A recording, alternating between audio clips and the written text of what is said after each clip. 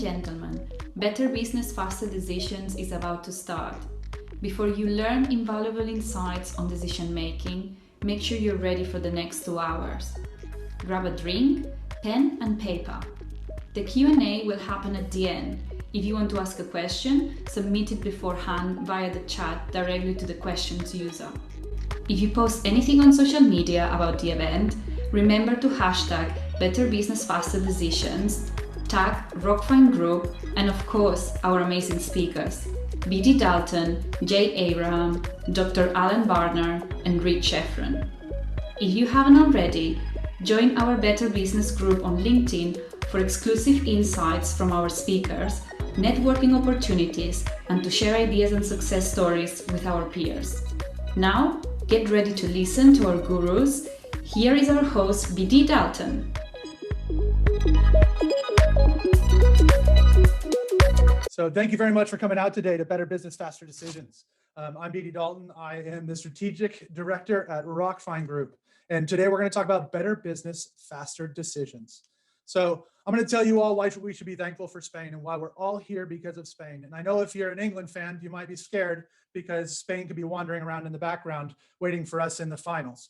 So I'll tell you why we're here because of Spain. But first, I want to talk about decisions. Good decisions come from experience. Experiences come from bad decisions. Mark Twain said this best, is when we're looking at what we've done in our lives, the decisions that we've made, good or bad, are the things that influence our forward decisions. But the reason we're here because of Spain is when I graduated from high school, I either had the opportunity to go to university or go to Spain. And so what I really wanted to look at was, okay, if I went to university, I had to go the normal route, or if I went to Spain, I could learn something and actually have a little bit of fun and go to a different place. When I came back from Spain, I had another choice. I had learned this language. I came back and from going towards university, I had to choose my kind of career path. And so I either had Russell Investments and I could become a chartered financial analyst, or I could go to Walmart and learn how to sell stuff. So I worked for Walmart and made that decision to start to sell groceries all over the West Coast, in Oregon, Washington, Idaho, Alaska, and Montana. So actually a patch as big as Europe. But I learned something there by making that decision.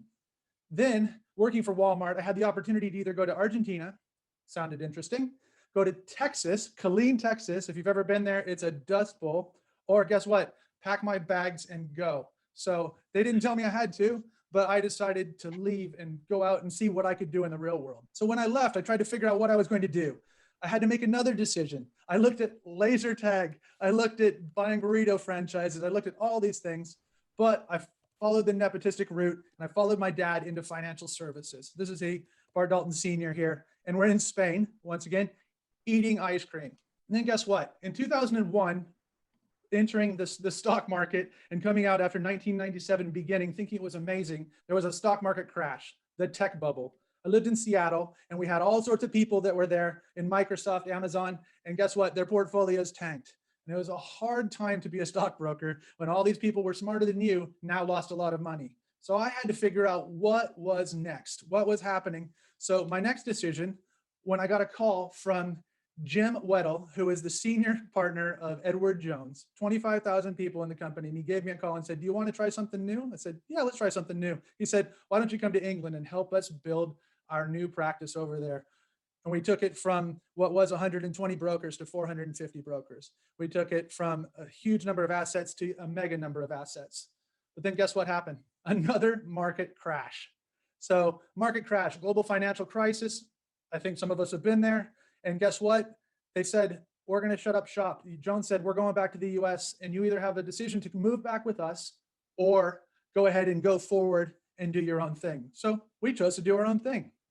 We still manage some money. So we have about 40 million in assets that we manage in the background. We have a great little business helping people make sure that they can manage their wealth. But that moved us into helping people sell their businesses and really bringing in that wealth to help us out. So we've helped people move things forward. So that decision to make that retirement decision or sell your business is a big decision. That then led me to write 3 books, one on selling your business, one on building a network, and one on moving yourself to the other side of the table with your clients to make an assisted purchase. But guess what? In that time frame, I've made some bad decisions. I've had a divorce. I've had multiple failed businesses. I've lost hundreds of thousands of dollars of personal wealth or pounds.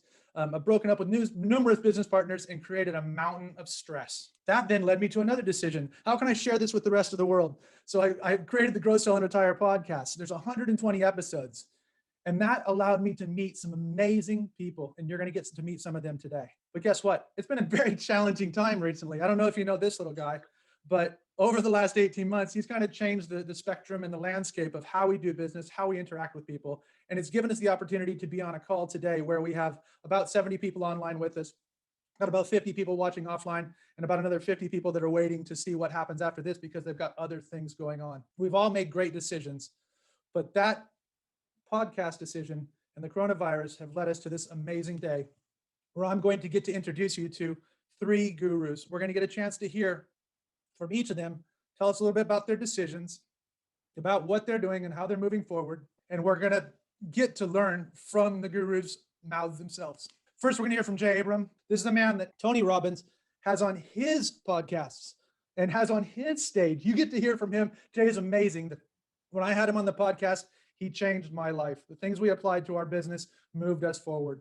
He introduced me to another amazing man, Rich Schefren, who is changing people's lives to the tunes of billions in their online building communities, moving themselves forward. If you look him up everywhere, Wikipedia, everywhere else, you'll see Rich is changing lives online. And then you're going to get to hear how to make faster decisions and make them better from Dr. Alan Barnard. He's a leading change psychologist. And guess what? He's going to talk to us about constraints. And he will tell you about the one word that will change your whole life when it comes to decision making. But this is how Spain brought us together. So whether you're worried about them meeting us in the Euros or moving yourselves forward, this is how Spain's brought us together. So what's coming up next is we're going to hear from the 3 gurus. We're going to hear how their bad decisions or our bad decisions have led us to where we are today. You're going to get to hear directly from Jay and directly from Rich talk about what's happening in their industry, what opportunities they see. And we're going to get to talk for 15 minutes. And then Alan is going to walk us through for about a half an hour on how we can use the Harmony decision-making app, which I'm sure you've downloaded and looked at, to make sure that you're making better decisions and you're making them faster. Make sure, just like Maman said in the video ahead of time, we're hashtagging better business, faster decisions. And if you're a big Insta follower, then you've got the real Jay Abrams, you got the real Rich Schefren, and you got Dr. Alan Barnard. Make sure you're getting us out there on social because this is what it's all about: creating community, creating noise, making things happen. That is me, BD Dalton, bringing you now fellow Spaniards, to better business, faster decisions. And I'm going to now introduce you to, and Maman will bring him on, Jay Abram. This is the guy, the $21 billion man, and he's going to give us amazing insights. And then we're going to hear from him again in the fireside chat where you're going to get to ask him questions overall. Here I am. Here he is. Jay, I will, you can talk like the best of them. So thank you so much for coming on and share with everybody today. It's thanks to Alan and Rich for bringing us all together. But Jay, could you just tell us kind of what you're seeing out there in this post-COVID world? Well, I mean, I think the vast majority, very honestly, have or are pivoting. You know, they're having to change their business model. I mean, now that it's opening up, they're probably evolving a bit more, but almost everybody had to adapt some kind of a modification to their business model, their revenue approach, their access vehicles. It was a really great period for people who were really strongly ensconced online. It was a very stressful period for people who weren't, as you and I, as you talked offline to me, and we were very focused during COVID on literally identifying windows of opportunity that had made themselves available that most people weren't availing themselves of. Relationships they could really structure, partnerships they could structure, endorsement deals they could structure with other people, because everyone was looking to enhance their revenue and their profitability and their income sources. There are many, and there still are many, really great acquisitions that are available. Obviously, the big players, the PE firms, are looking at all the seemingly great companies, but there are all kinds of opportunities with weaker companies that have pieces of the puzzle that can dramatically enhance your business. Things like what people buy before, during, after, instead of your business. We've tried to get people to actually compete against themselves. we've tried to get people to understand that this is a big part of my current work and thinking, BD, and that is that there are 40 different categories available to any business owner today, each one of which of these are all in the revenue side of the business, each one of which has the capacity to elevate performance at least geometrically, and that within each one there are dozens potentially of levers. And we try to get people to recognize that their personal lives, your life, my life, has been all our lives enhanced, foundationally driven by levers that make everything we do easier, bigger, better, more sustainable. But most people don't realize that are business owners, that there are loads of levers available within your business that you can capitalize on. And we've taken a concept of looking at geometric exponential performance and asking ourselves, well, if you've got 40 different categories, each one of which can enhance and stimulate exponential profit performance without any investment or risk, what happens if you add many together? And I was always fascinated by that question, BD, but I never looked it up. And I finally looked it up, and I was shocked to find out that mathematically, and Alan already knows this, there are 5 or more gradients of performance capability, believe it or not, above and beyond what is called exponentiation. So here's exponential. You can go above and beyond that, 5 different levels: tetration, hexation, heptation, pentation, octation. I think that's they. And my premise now is, if you can perform beyond exponential, you should never allow your revenue system to operate in the incremental zone ever again in any facet when you have all these levers available. Most people don't know what they are. So we've gotten very fixated on taking your business profits beyond exponential. We've gotten fixated in doing it through what we call revenue system optimization, RSO for short, and it analyzes, identifies, examines, explores every element decision-wise of your revenue system, why you're doing it, why you've just, how you're doing it, who you're doing it for, what you're trying to do to attract people, convert people, monetize people, sustain the economic relationship. We have also, and then I'll pass it on to anybody else. We've also embraced what you would understand from your investment world is asymmetric return thinking, where everything you do in your revenue system is done with a focus on very limited risk, but very unlimited upside performance. And when you integrate all that, it may sound a little bit esoteric or abstract, you end up with an extraordinary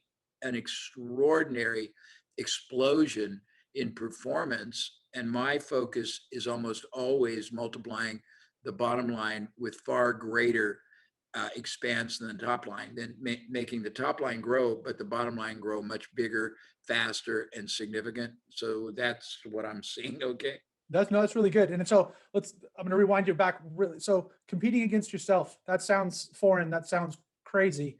What would that look like for just give us an example of a business? I'll give you a couple of examples. Go for it. Example one is, no matter how you drive your business, if you do any marketing, if you run Facebook, you're not the only whatever kind of generic company you are on Facebook or Instagram or YouTube. You're competing with all kinds of other people who theoretically, if they're running ads continually, are making money from them, right?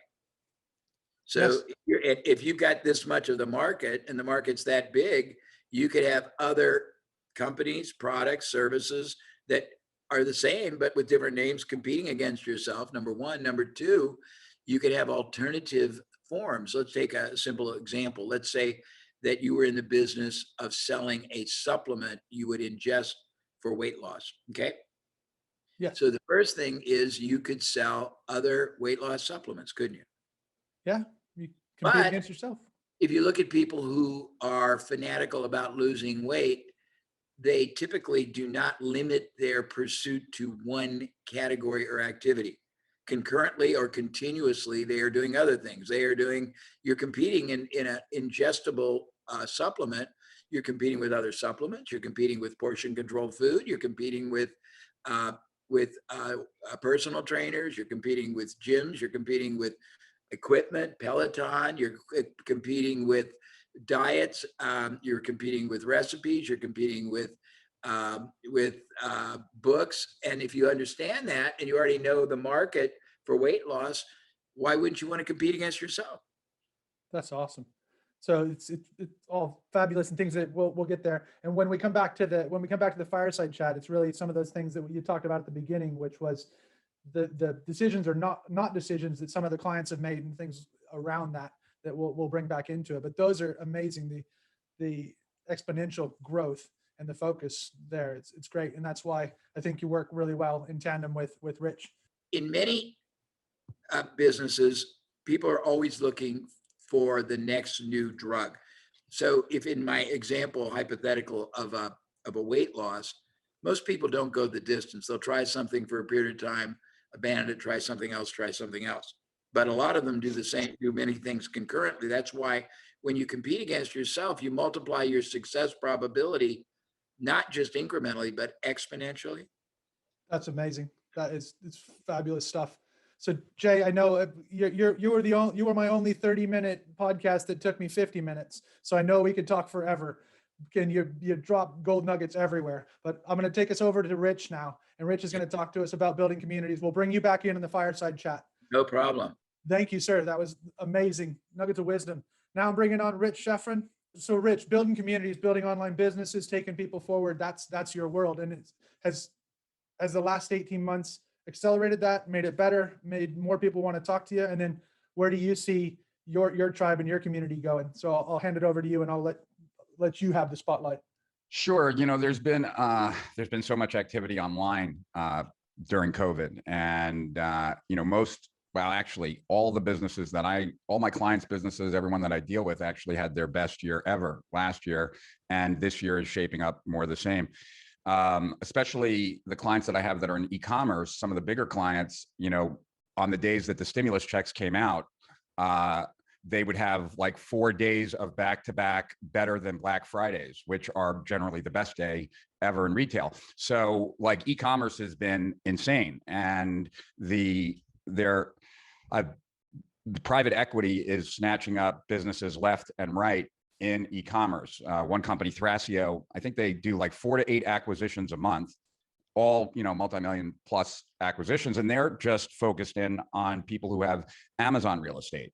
They're looking at, like, if you have a category killer in Amazon, they're interested in buying you. Like if you have the #1 spoon, they're looking to buy it because they want that space on Amazon. So that's first. And, everyone has become more trained to buy online now. So that's just like accelerated the cycle. In addition to that, for me personally, when we went into COVID, I noticed that Facebook was putting a lot more emphasis and focus on their live streams to keep people on air, right? Like to keep them on the platform. And so we started doing a live stream like twice a week, and then I would promote it, and promoting it was dirt cheap, especially during that time. You could get a view for 1/10 of 1 penny, and so quickly, like, we built up an audience of millions. And when we later on did promotions, that audience did extremely well for us. And that's like a thing that is continuing. That's a pattern that anyone can jump on.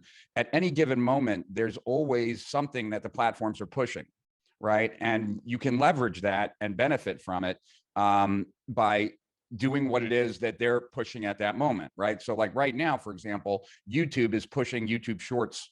And I've had clients that have gotten like 10 million views, 15 million views, like people who never got very many views at all. And that's extremely beneficial because retargeting on YouTube is some of the cheapest advertising you could ever do. So as long as your YouTube creator account is tied to your Google advertising account, then you can very cheaply retarget anyone that comes across any of your organic videos. And right now, YouTube is doing all the heavy work trying to find an audience. If you create a YouTube short, they're going to try and find people who it would be appropriate for. So YouTube's doing the work with their algorithm. You benefit because you're creating the content that they want to serve at that moment. And so, like, I still work for Agora, and this morning, that's what we were talking about, that they needed to get more involved with these short videos to use in YouTube Shorts, use in Instagram Reels, use in TikTok. and that because I had received some messages from some other friends of mine that TikTok advertising now is beginning to take off, right? And so there's been a tremendous amount of activity. I haven't really looked to take on that many new customers because all of my clients that I had were doing crazy business and wanted to really leverage everything that was working for them.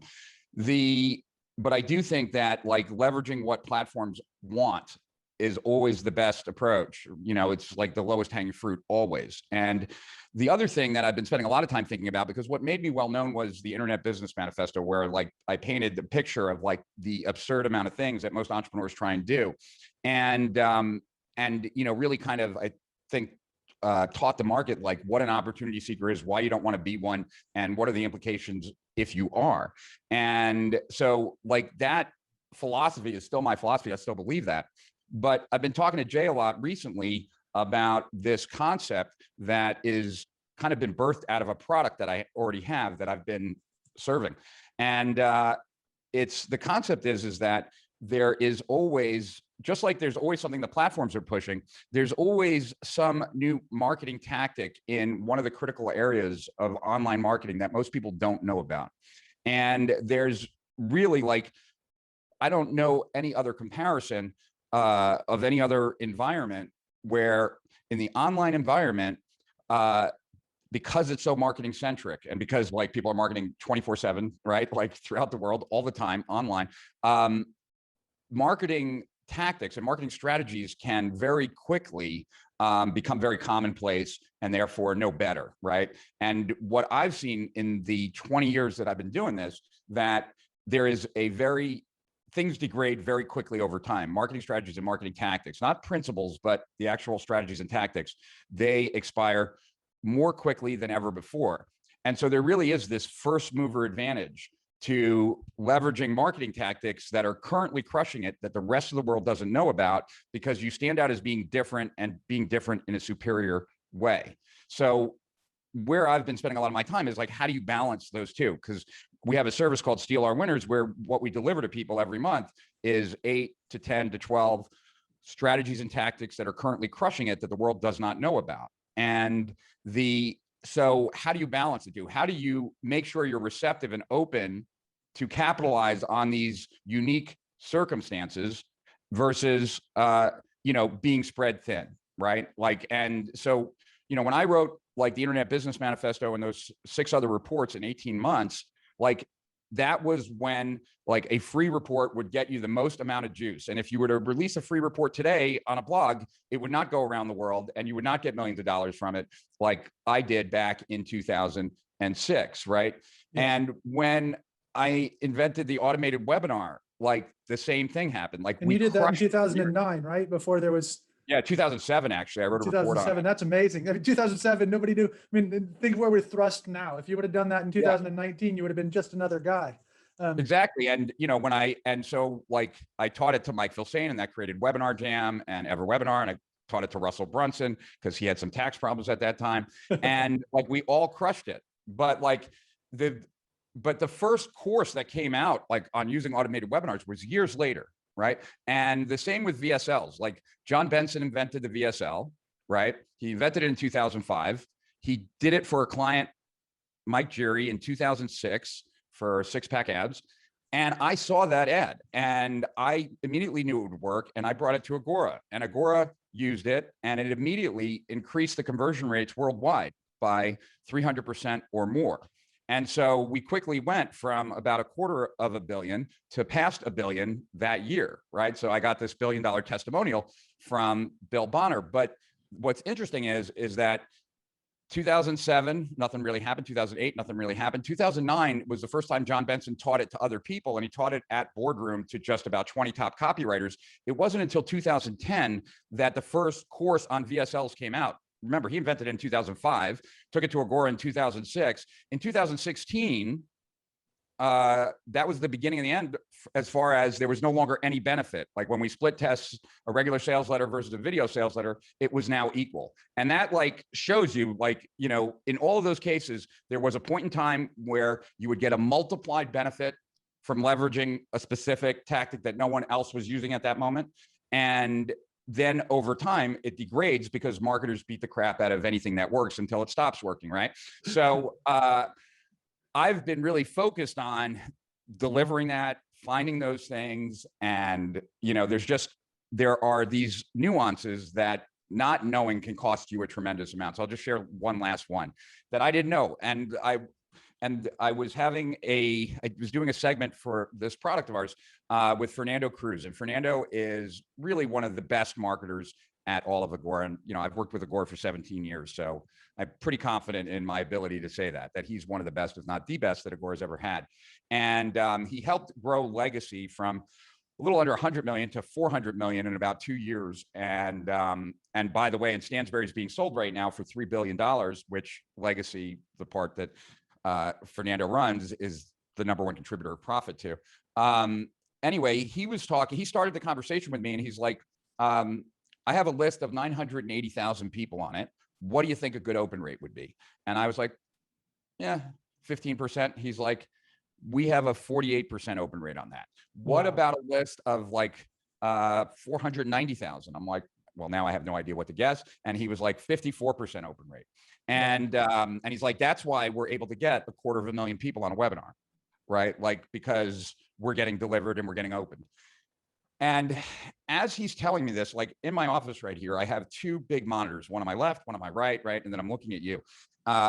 The one on my left is my other computer. That's where I generally do all my work. And I do my video stuff on this one, right? So I was doing work before I was talking to Fernando, and I had left open my screen, which had my Infusionsoft, which is our CRM system. Like I had it opened and I was looking at someone who had canceled our product, right?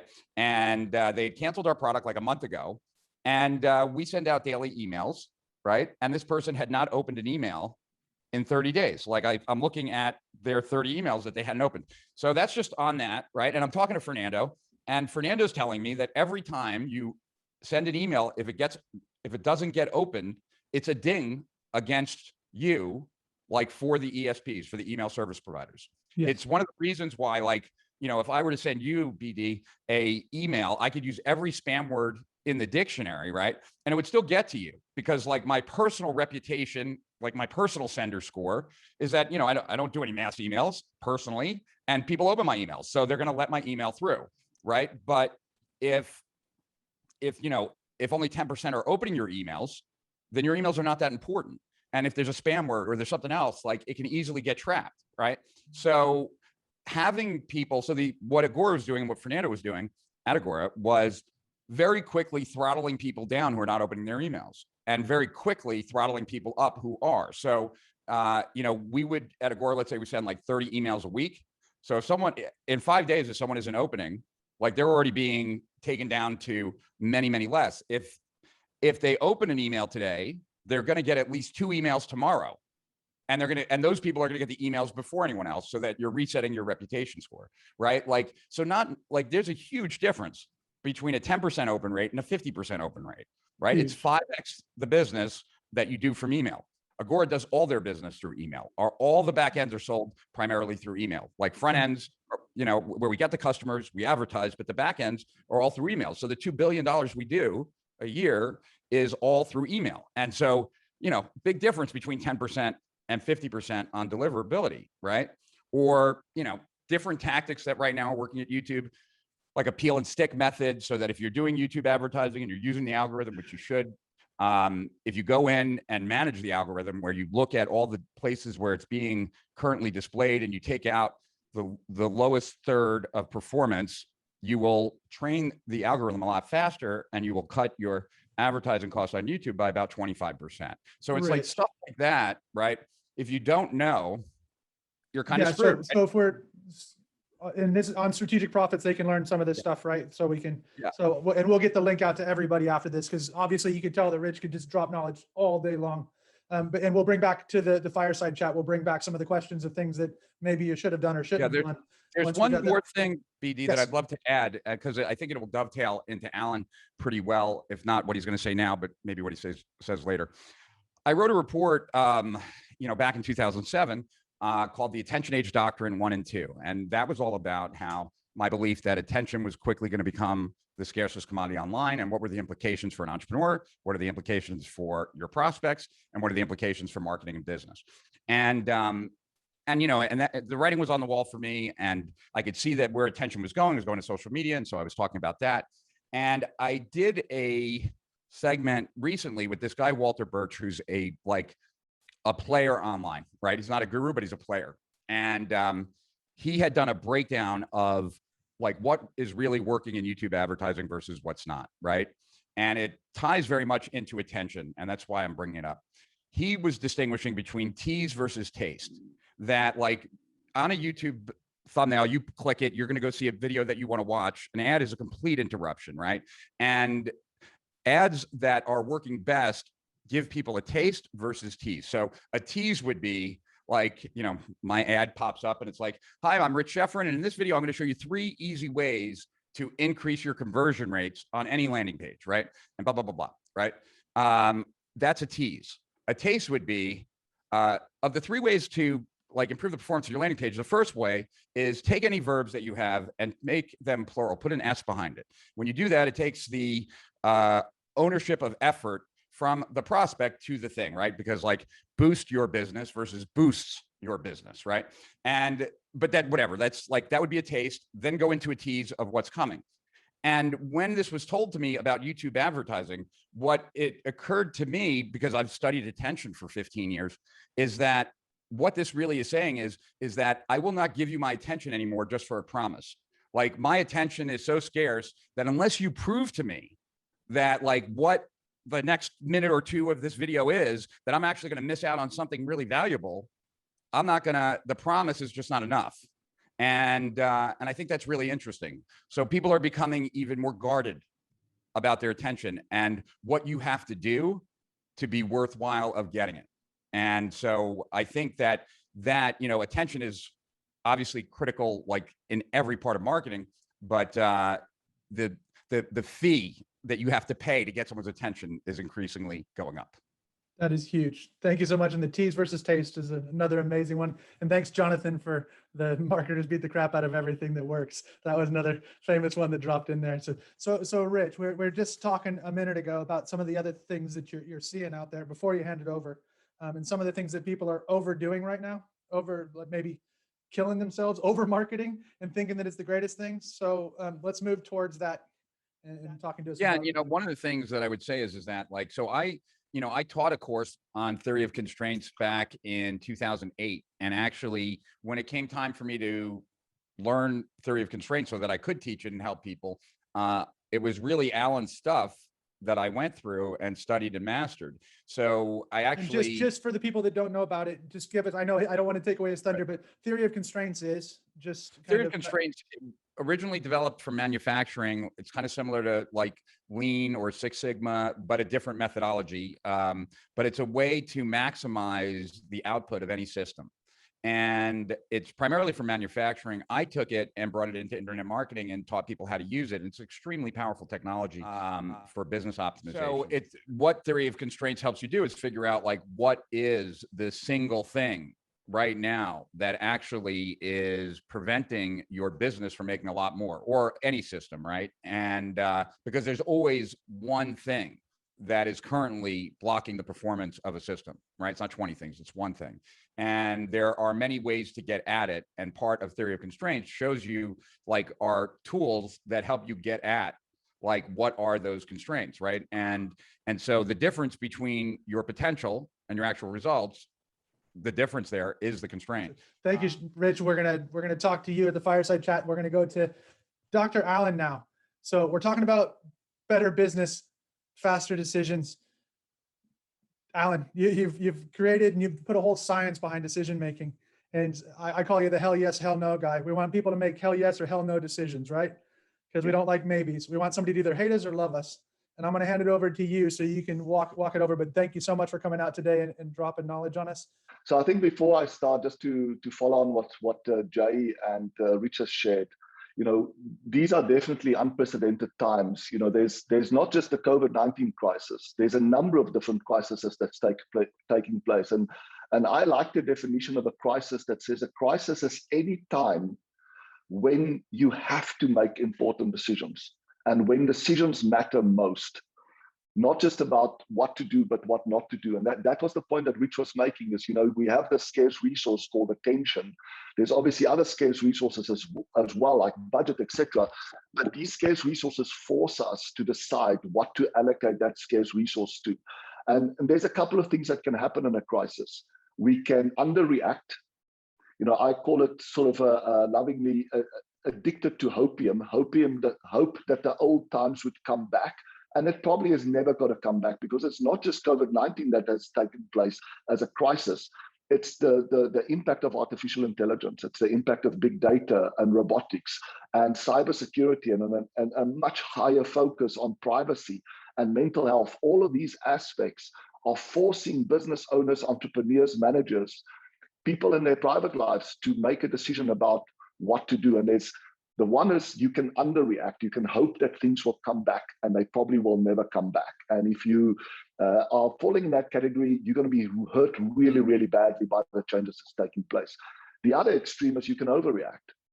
And we see that already in supply chains. Companies that ran out of inventory, that were running very, sort of just-in-time kind of inventory systems, are overreacting and buying a lot of stock, which is sending a signal back to the suppliers that demand is greater than expected, which means that they're adding up capacity. But obviously, once all the inventory buffers are filled up, those orders will come down, and suddenly these manufacturers would be sitting with a lot of excess capacity and inventory, triggering this kind of vicious cycle where they then have to start discounting the stuff, creating artificial demand, etc. So there's always a penalty towards overreacting to situations.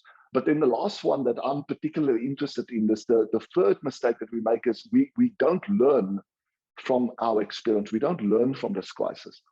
And before I go into my presentation, just a really important thing about a crisis that I'd like everybody to think about is when there's a crisis, we often have to break the rules, our own rules, to get out of the crisis. So if you think about a manufacturer that suddenly don't have enough capacity to meet the demand.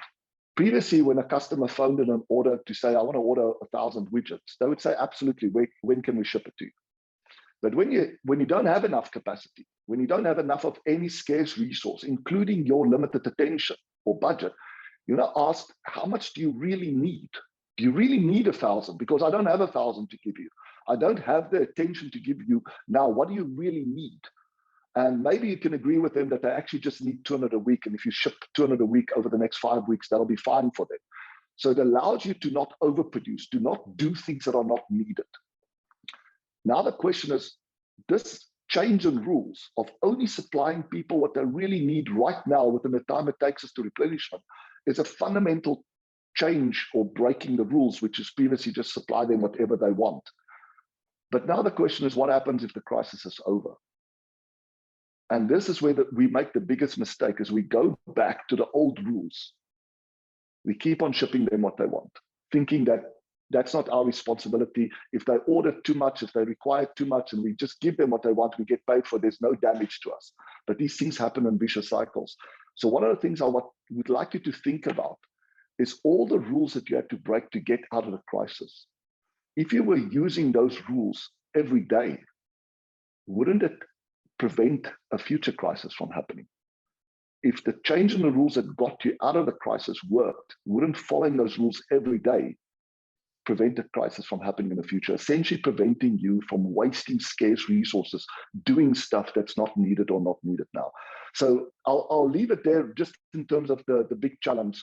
I've always been passionate about decision-making. Since I was a young kid, we grew up without much resources. I got great advice from my granddad to say, if you want to become successful in whatever field you are interested in, go and study successful people. And what I very quickly realized is when you study successful people, there's essentially 4 elements that has a big impact on the success. 2 of those elements are outside of your control, which is essentially good or bad luck, the level of good or bad luck that you have in life, and the genes that you got. The genes you can't change.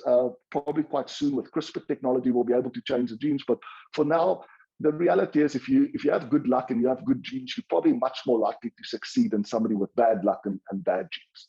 but there's two things that are under your control. And those are essentially related to the decisions that you are making on a daily basis and the amount of effort that you are willing to put in to succeed. It doesn't matter what you do, even if you're an influencer on YouTube and they're making millions, they are working hard every single day. So hard work and good decision making is at the core of the things that's under our control. And what I became passionate about is to say, how do these top successful people do it? What is it that they use to ensure that they don't make really bad decisions? And if they do make a good decision, that they can really capitalize on that. And that's, BD, where you introduced me to say the hell yes decisions are options that we are exercising, changes that we are making, that has a big upside if it works and a small downside if it doesn't. Those are the hell yes decisions that we should absolutely go for. The hell no decisions are ones that has a small upside if it works and a big downside if it doesn't. Those are the ones where we're not only taking risk, but we're being reckless. What I want to do is just take you through a short journey of how I went about looking at decision making and treating it as a science. Just briefly, my company is called Goldratt Research Labs. I co-founded it in 2009 with Dr. Eli Goldratt. He's the creator of Theory of Constraints and the author of one of the most published books of all time. It features in the top 150 books of all time. It's called The Goal. This presentation is about, understanding the science behind decision making. That's essentially what my lab does. And my personal interest level is really about just understanding one question: is why do good people make and often repeat bad decisions? In our research lab, we study this. We take the insights that we gain and we put it into our decision maker apps, which is one of the demos that I'll give later. But why is that? Why do good people make and often repeat bad decisions? Well, the first thing that you do when you study something scientifically is you say, how bad is the problem? And when you look at these newspaper data sources, you find out that 60% of all shortages and delays in supply chains are due to over and under reactions, not due to natural forecast error or Murphy. 65% of all surpluses is due to overbuying and overproduction, not due to forecast error. 70% of all data loss and hardware failures is due to human error, only 11% due to hackers. 80% of airplane crashes, 90% of car crashes are due to human error, not equipment or computer failure. And human error in medical diagnosis and treatment is now the third leading cause of death behind heart disease and cancer. So it's a huge problem. Human error, when we make bad decisions, it is consequential. It can be overwhelming. There's a bit of good news as we make about 35,000 decisions every single day. The good news is most of those don't matter, but a few do. They matter a lot. And that's part of what I realized when you start studying something, this inspirational quote of Jean-Baptiste Perrin has inspired me in terms of my search. He said that the goal of all sciences is to substitute visible complexity for invisible simplicity. There's a basic belief in science that every complex system is governed by inherent but invisible simplicity. So if you think about E equal to mc squared, right? Energy is equal to the mass multiplied by the square of the speed of light. It's such a simple correlation, but it is incredibly powerful to explain a huge amount of visible complexity in our universe. And the question that I had when I started studying decision making is, there's a tremendous amount of visible complexity in decision making. We make so many decisions. All of us have different weighting factors, have different ways of looking at it. Is there really inherent simplicity? And if so, where is it? And I want to share two parts of that inherent simplicity with you today that can explain why good people make and often repeat bad decisions. Is that we make and repeat bad decisions for very good reasons. If there's one takeaway I would like you to take away from today, just remember this. Good people, you and me, make and often repeat bad decisions for very good reasons. We always have a good reason. Often that reason is sitting in the subconscious mind, but we always have a good reason. If you want to understand why you often procrastinate, why you sometimes overreact, you need a way to find out what these good reasons are.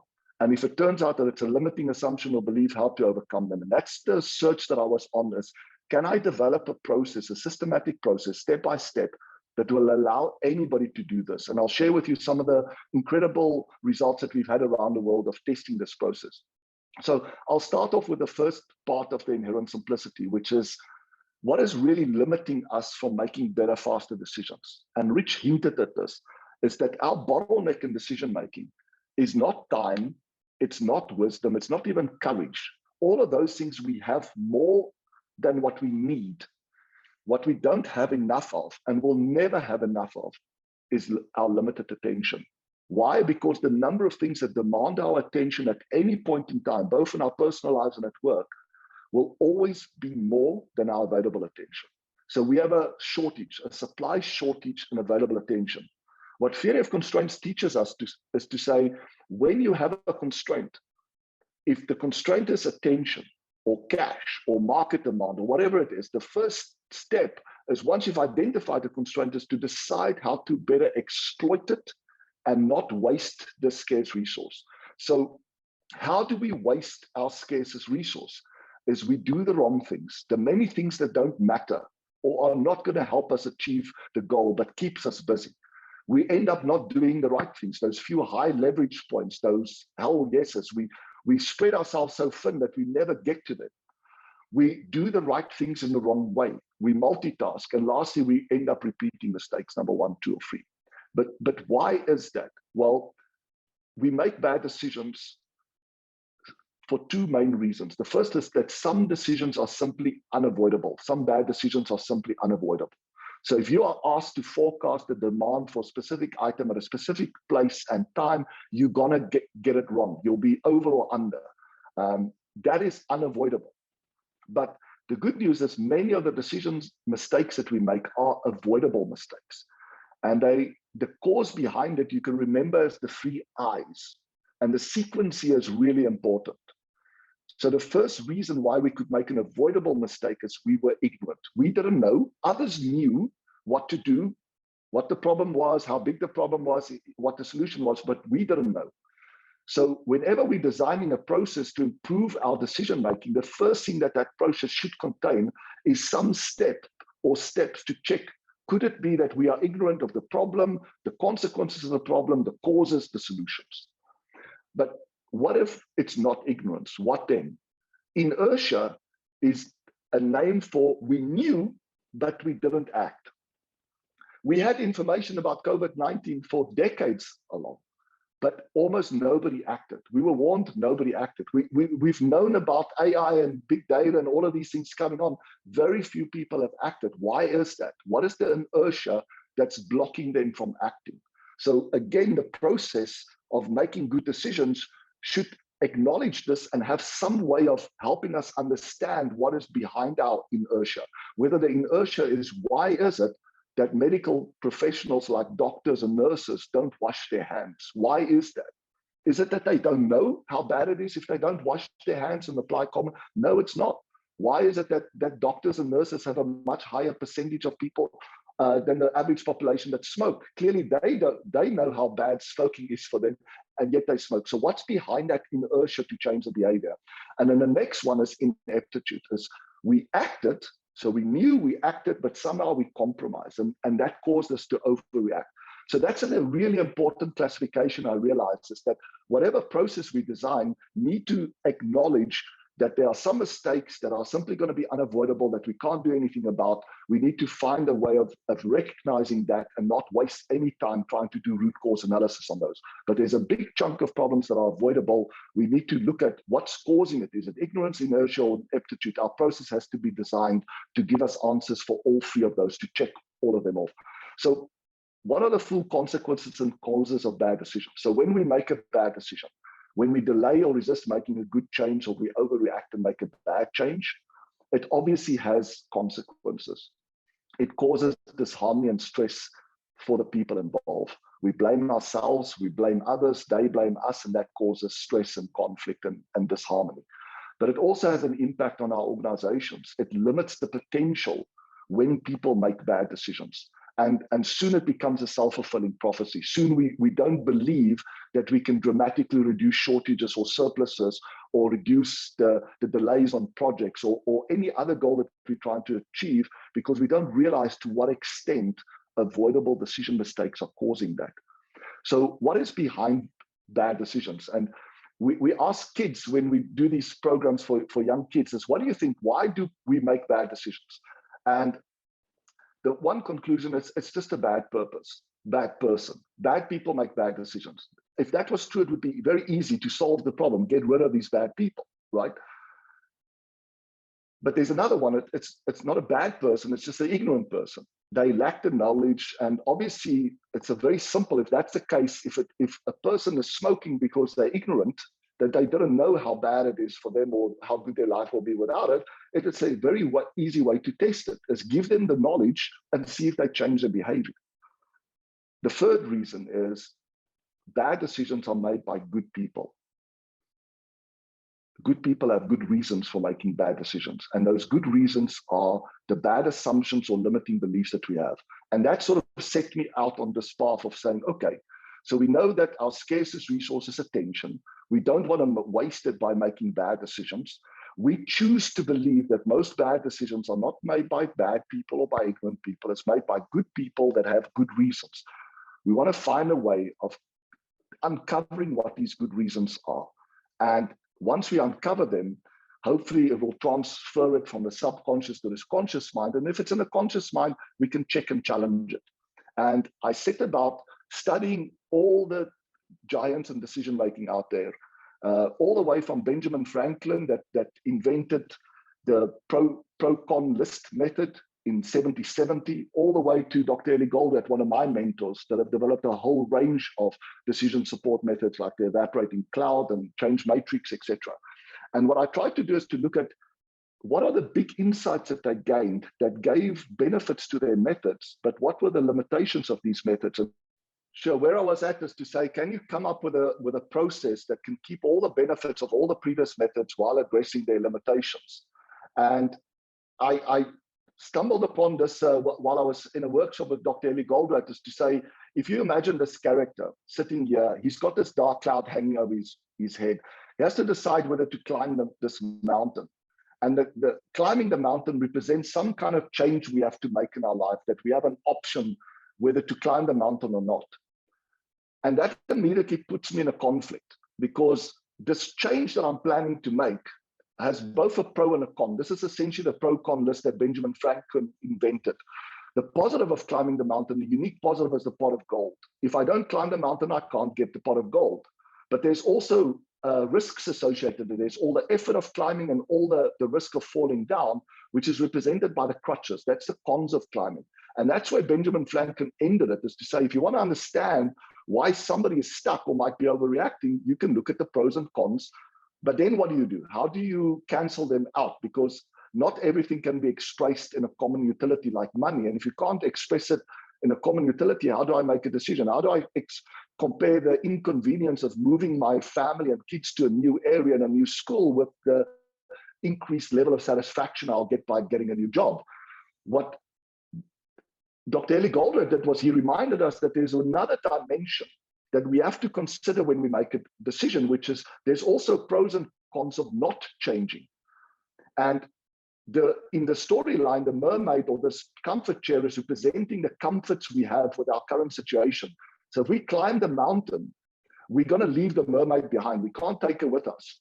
She represents the positives of the status quo, the positives of the status quo. This positive of, for example, why I smoke is that I think it helps me with coping with stress. So if I'm trying to understand why somebody hasn't quit smoking yet, or the example that Rich did, this change or die, why haven't they changed their lifestyle if they've got a very high risk of dying after heart bypass, is it might be because they're ignorant of the pot of gold. It might even be that they're ignorant of this alligator in the lake, that even if there wasn't a pot of gold, we'll eat them if they don't get up that mountain, if they don't change. But most often it's not just that. There's some other reasons. And what I realize is that this diagram, if we ask the right questions, The answers to our questions are hidden in plain sight. So if I get all the pros, that will give me a goal that I want to achieve. If I get any of the cons, it will give me a threat. And this is the method I developed called the ProConCloud method. If we try to understand why somebody is procrastinating or resisting making a good change, it can be because of ignorance. So we always have to check that.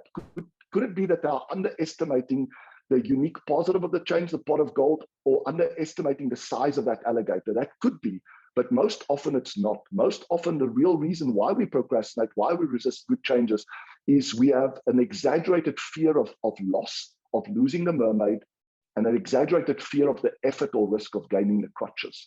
So literally, those fears are hidden in plain sight if we just ask the right questions.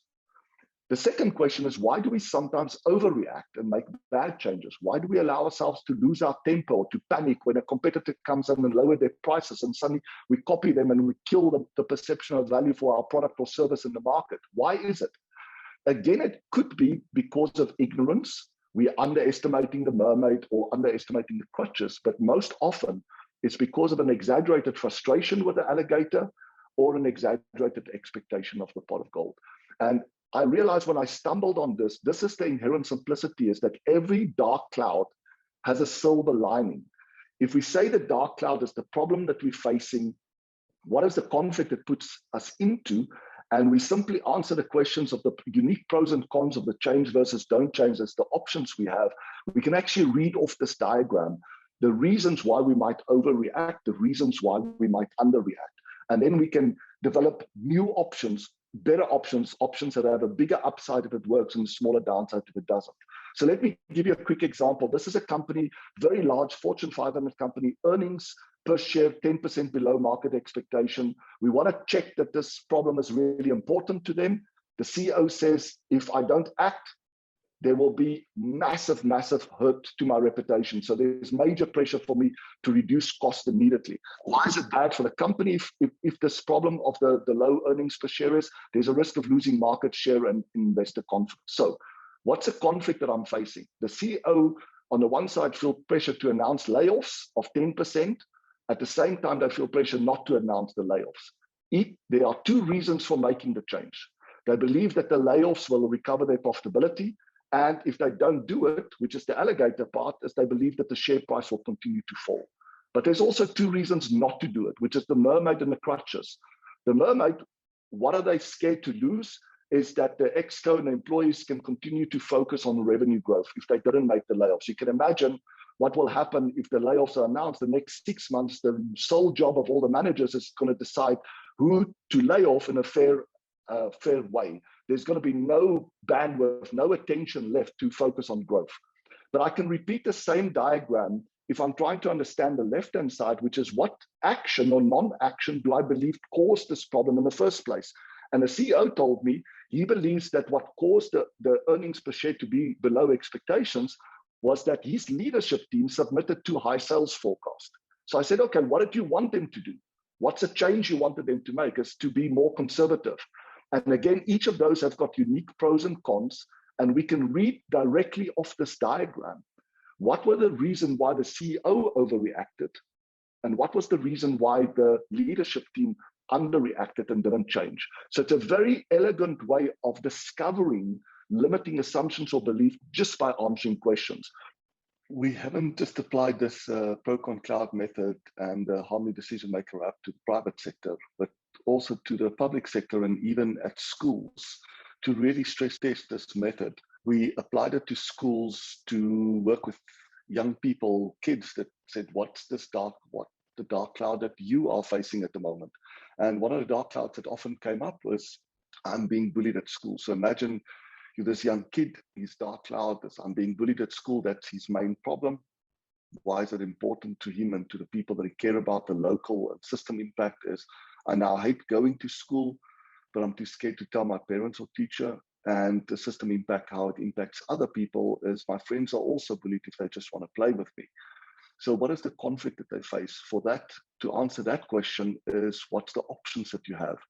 And the change that they can make is to stand up for themselves, or at least tell their parents or teacher. The status quo, the not changes, I stay too afraid to tell anyone or to fight back. So now the method needs to help us understand what are the good reasons they have for either the change or the not change. So it could be that they are underestimating or not appreciating the unique positive of the change or the unique negative of not changing. So could it be that they're underestimating the pot of gold or the alligator? Those would be the good reasons for changing. So the pot of gold, the unique benefit of the changes, I can make the bully stop or at least prove that I'm not a coward. The unique negative of not changing, that alligator will keep on biting you if you don't change, is I'll remain hating school and my grades will get worse. And often they put into that box, I will remain hating myself. So could it be that they're underestimating that? Could it be ignorance? Often what we find, it's not ignorance, but it's in fact inertia, that inertia because of an exaggerated fear of loss, effort, or risk. So what are they scared of losing? The unique positive of not changing or not standing up for themselves or not fighting back is that I can live up to my parents' values of love and not violence. And if I fight back, I will compromise that. And that's why standing up for myself currently is not a viable option yet. What are the other negative of making the change that I don't want to gain? Is the bully might fight back, beat me up. And if I fight back, even if I win, I might get into trouble. Of course, if I get both the pros, I'll get my goal. If I get any of the cons, I will get the threat that I don't want. But then we also encourage them to say, do you blame anybody for this problem of being bullied? And if so, who do you blame? And put yourself in their shoes. And that's what step 2B is all about, is understanding their conflict, the one that you are blaming for the problem. So in their case, they're blaming the bully. They said the action that's causing the problem, the no change, is that Jake keeps bullying me and tells others to call me a coward. What's the change I want them to make? What would be the solution is that Jake stops bullying me or telling others to do the same. So again, trying to understand, could Jake's reaction be as a result of ignorance or inertia or ineptitude? So what would be the good reasons for Jake to stop? Could it be that they're underestimating that or simply ignorant of that? The unique positive, the pot of gold for Jake would be that he can make friends and not get into trouble. The unique alligator, the negative of not changing would be that not only might get into trouble, but might even be expelled. Again, the real reason for not changing, for procrastinating on it, could be not ignorance, but this inertia, some fear of giving up something that you believe is important to you or gaining something that you don't want. So the mermaid for Jake would be that kids don't mess with Jake if he bullies them. And some of the explanations that was interesting that the kids gave was that probably Jake is doing it because he's learned the wrong lesson from his own past experience. Many times bullies were bullied before, or they might even be subject to physical or emotional or sometimes even sexual abuse, is that they learn the wrong lesson, do it to them before they do it to you. And that's the unique negative that they might be scared about, is that other kids won't be scared of them and might bully them. So it's a kind of a way of self-protecting by bullying others. Do it to them before they do it to you. And again, we can gain these unique insights. We can ask the kids to read off the diagram. What are the good reasons they have? What are the good reasons they have for changing versus not changing? And then the next step, step 2, is all about challenging those assumptions, is thinking about how I can make the change a viable option. While it will be viable if I don't have to give up the mermaid and if I don't have to live with the crutches. So what can I add to that? So let me quickly take you through what the 5 full steps are. You'll notice that each of the 5 steps have just been designed to prevent a common decision mistake. So step 1, we've already identified what's your problem and why is it important. So the app is simply going to ask you those questions in this graphical interface or in the Messenger UI user interface, and you'll simply type in the answers. And the app will then pause you at the end of step 1 and ask you, are these problems really important enough for you? Look at what you've written in the boxes of why it's important to me and others, because this step has been designed to prevent a common mistake where we waste our limited attention dealing with unimportant things, or we keep on procrastinating on important problems. So once you're sure that this is important enough, you go to step 2A, which is defining first of all, your conflict. What's the change that I can make to deal with it? What's the status quo? What do I rather do instead? What's the unique pros and cons of each of those? Because the mistake that we're trying to prevent is getting somebody stuck or feeling stuck where they say, I don't know what I can do. Well, think about what's your options. What can you do? But secondly, don't make the mistake of just jumping from the problem to the solution. because there's always an alternative. And it's understanding the options you have between change and not changing, or change A versus change B, that will gain you deeper insight to ensure that you don't overreact or underreact. And again, the storyline of the pot of gold, alligator, mermaid, and crutches are just useful because it helps you to look at it from different perspectives. The pot of gold and the crutches is in the future. They are our predictions of the positive of the change and the negative of the change. The mermaid and the alligator is what's currently happening. This is what our experience is, what we are feeling, that we don't want to give up, but we don't want to keep on living with. So the left-hand side of that ProConCloud is the future. The right-hand side is the current. A different way of looking at it is, many of you might have done a SWOT analysis. So this also fits into that environment.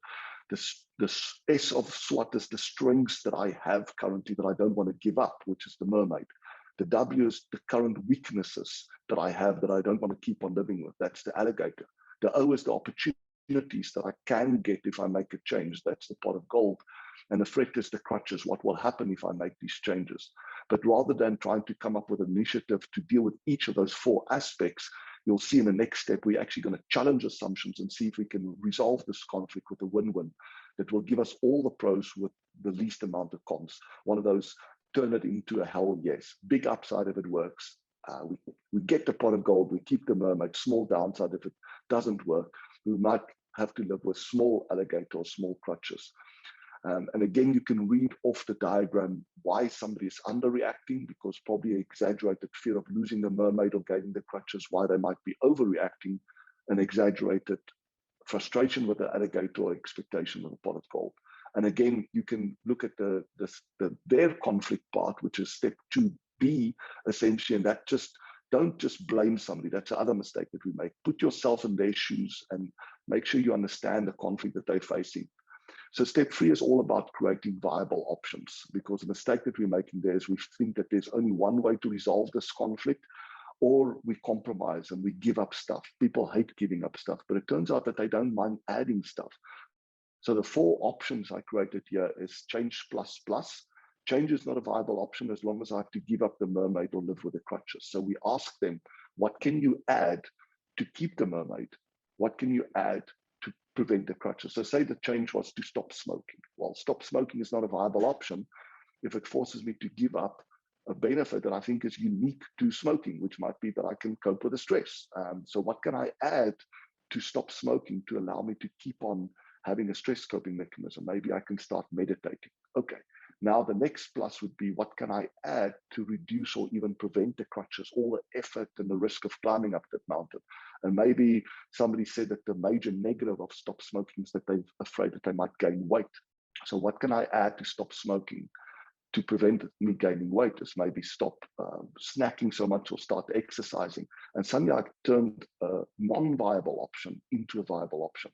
Option 2 is just doing the opposite, saying not change is not viable because it forces me to give up the pot of gold and keep on living with the alligator. So maybe the no changes, keep on using my legacy system, IT system, or keep using my old iPhone.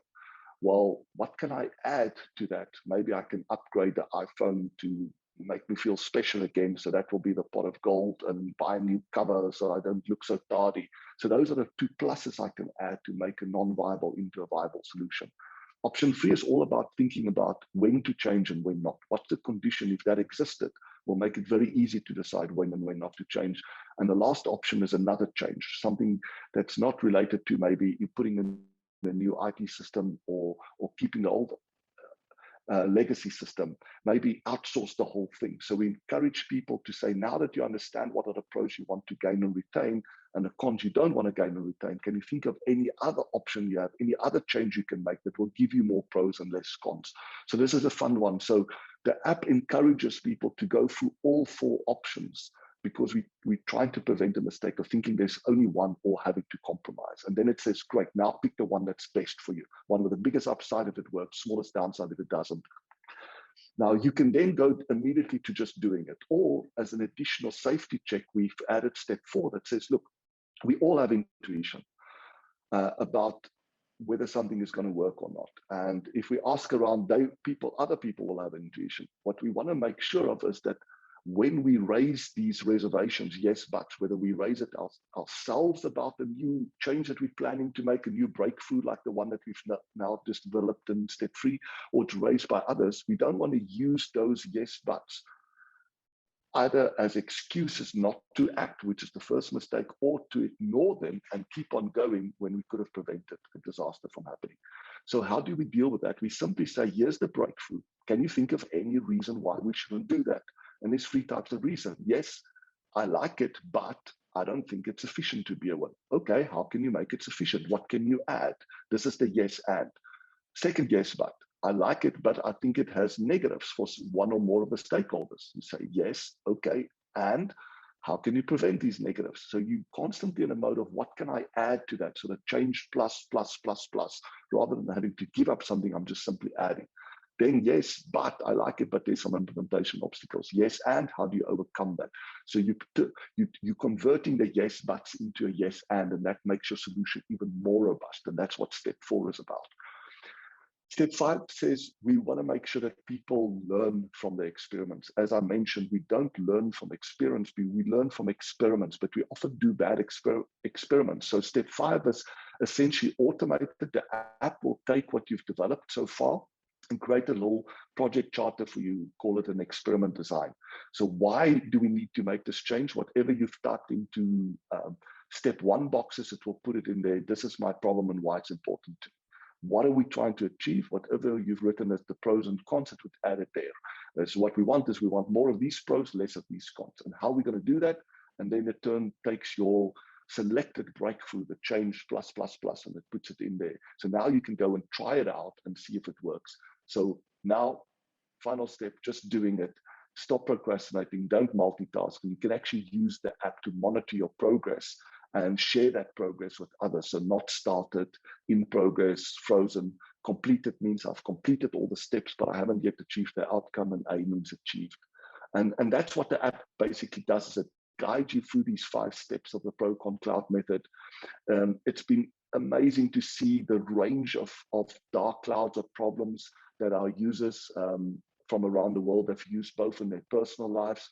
I'm almost at my high school. Mom shouted at me, what do I do? That's a big dark cloud for a kid. I'm 16 weeks pregnant. I'm Catholic. What should I do? Should I start smoking or try new drugs? Should I quit? Should I tell my parents I'm gay? Should I get married or have children? Should I quit my job or get a divorce? And then at school, I'm being bullied. What should I do? Despite studying hard, my grades are not good. What do I do? Should I spend it or lose it when I have remaining budget? Should we upgrade our IT system? How should we respond to a crisis like COVID-19? And our earnings per share is too low. Should I announce layoffs? So it's a vast range of issues that it's been experienced, and we've had incredible success both from the private sector. We've received some incredible testimonials from users from the private sector, from companies like Random House. I couldn't believe that we were able to come up with a solution to our book shortages and surpluses in just one day using the app. The Harmony Decision Maker app is the most useful collaborative decision-making app that we've ever tested from Intel and others. We've also tried it in the NGO sector. Dr. Anne Tulu, the pilot's project's biggest achievements, that a group of stakeholders who at the beginning were blaming each other for Lusaka's solid waste management crisis could use the ProConCloud method to focus on identifying concrete actions they can each take to contribute to reducing the demand versus supply gap. And from Danella, a child psychologist, I'm so excited to see how my clients, kids dealing with mental health issues, are using the app to gain insights into their own behavior and sharing these with others. Because the app's functionality of being able to share your knowledge with colleagues or friends or family or even a therapist or counselors helps people realize that, you know, we can make better, faster decisions together. We all have blind spots. Sharing it with others help them to test those blind spots. So we've tried it out in a number of different areas: public sector, with African city councils dealing with solid waste crises, state government agencies, correctional services. Interesting, using the app inside of correctional services to help offenders understand why they keep on making the same bad decisions and end up keeping on landing back into jail. What's the good reasons they have to do that? In medical centers, analyzing non-compliance. Why do medical professionals not wash their hands, for example? In the private sector, we've used it for strategy design programs to create a series of changes. We call it a strategy and tactic tree. Each of the managers work on their own biggest issue. Where are the biggest gap in terms of delivering their strategy? They identify what the problem is, what's important. They resolve the conflict, come up with a breakthrough, really stress test it, throw all the yes buts at it, create new yes ands, and they create a new change that then gets put back into their strategy and tactic trees. We've worked with Duke to research, for example, why people overspend in banking. The app has been used as a way of grading students. So they actually use the app to complete an online course on Prometheus, and they actually submit their work with the app that other students and professors can grade. And very interesting one is to use the app to analyze buying behavior. So put yourself in the shoes of your buyer. What's the problem they're experiencing at the moment that might put pressure on them to buy your product or service? So the change box would be to buy your product or service. The no change box would be not to buy it or buy an alternative, and see, could you use this method to understand why they haven't bought? Is it that they're underestimating the pot of gold or the alligator, which is normally what the seller will focus on, but you don't understand how big the positive will be if you use our product or service, or the negative if you don't. Versus the most common reason why people don't buy is they don't want to give up a positive of the status quo or the alternative, or live with a negative. So getting insights, putting yourself in the shoes of your buyer and asking yourself what would be their mermaid that they don't want to give up if they use your product or service, or what's the crutches that they don't want to gain. And that often gives you new insight that might change the offer that you make. And then we've also tried it out with individuals in the Odyssey program that we've used. So a very quick demo of the app. It's available in all the app stores at the moment. When you open it up, it shows you a library with all the conflicts or decisions that you're working on and the status of those, whether you are in step 1 to 5. And for those that you've already completed the analysis, have you not started yet? Are you in progress with implementing it? It's frozen. F means that you're still going to plan to do it, but it's not high priority at the moment. C means completed. You've made all the changes, but you haven't yet achieved the outcome, like you followed the diet, but you haven't lost the weight. And A means you've actually achieved it. So it's a very quick way of checking what you or others are working on and what's their status. There's a messenger view that you can use to complete the process, where Harmony, our advisor, is just asking the questions of each of the steps. You simply type in the answer, and it then gives you a summary of what that step looks like and highlights to you what are the important parts. So that's the way that you gain insights from the app, as the app will then at the end of every step highlight those important assumptions for you to check, to say, make sure you haven't exaggerated these, because that can explain why you might be procrastinating, or make sure you haven't exaggerated these other ones, because that will block you from coming up with a win-win. There's detailed help in the app. So at any point, if you click on the question mark, you'll be prompted to say, here's the why of the step, here's the what of the step, here's the how of the step, with some examples. And we also have an alternative way of resolving conflict called the calculated method, where you are simply identifying the factors that are very important to you and rate the impact of the two options on those factors. And the app will calculate which of the options has the highest score. So I hope that was useful. You can download the app now for free from all the app stores. We have versions for all the platforms, and we'd like to encourage everybody out there to download the app, try it out, and give us some feedback. So with that, I hope that this presentation has answered this fundamental question: why do good people make and often repeat bad decisions? We do it for very good reasons. And the ProConCloud method that I've developed as part of my PhD, and the Harmony Decision Maker that guides people through this ProConCloud method, helps us to find and overcome these good reasons, so that we can make better, faster decisions when it really matters. So I'll open it up for questions. Thank you, BD. We'll hand it back to you now. So we've had quite a few questions come in. We've had about 15 different questions come in. So make sure you're putting in the chat box, and you can chat directly to questions, and then we'll have those. So right now, and the question came in, either of you, Jay or Rich, can kind of bring it to the fore, is what basic decisions right now do you see the business owners are making wrong most often? You want me to go first, Jay? Yeah, sure. Go first. Go, Rich. Yeah, right, sure. Yeah. So, this is more to entrepreneurs than CEOs specifically. But I'd say the biggest mistake that I see entrepreneurs make, and it's not just recent, and it's pretty much all the time, is that when they're figuring out their business, when they're designing their business, how it's going to operate, et cetera, they design it for some mythical entrepreneur as opposed to who they really are. And that, you know, if you're a procrastinator or a perfectionist or whatever your challenges are, well, you have to figure out a way that like your business thrives the way you currently are. And a lot of entrepreneurs don't really think about it that way. Like there's a real reason that like I always wrote reports, sold coaching programs before I created them, and then created them live with people. And then that's how I created all my programs, because I'm incapable of creating a course like in a room without like massive pressure. Like, and so, right. And so there's this great book that came out, like, I think like over 10 years ago. It was called Change or Die. And it was written by some famous cardiologist or something. And he was talking about how when most people are given the choice, you either have to change or you are going to die, 90% don't change. They die. And so if personal change is that hard, designing a business for some other person, some mythical person, your best self, when it's not your real self, is a recipe for disaster. So like, I'll give you one more example out of it and then I'll pass it back to these guys. But like, I'm not money motivated. Never really have been. But obviously to have a successful business, someone's got to be, and the business needs to be. So I've always had like an aggressive profit sharing so that everyone on my team was like focused on us making money. We'll go to the fireside chat. So Jay, let's go back to the original one, that question that we had previously, which is, what are entrepreneurs or business owners doing right now that they repeat most often, making bad decisions? Well, I mean, what I find, I'm going to give you a macro because it has come up. I do a lot of stuff that's Q&A based with clients and when I speak. And my answer about something is almost always, if the assumption is wrong, everything that flows from that incorrect assumption is wrong. And I think most entrepreneurs make erroneous assumptions. You know, and what would somebody make that's, I mean, because they assume that they've the right client. Oh, they assume, you know, their reality needs to be checked.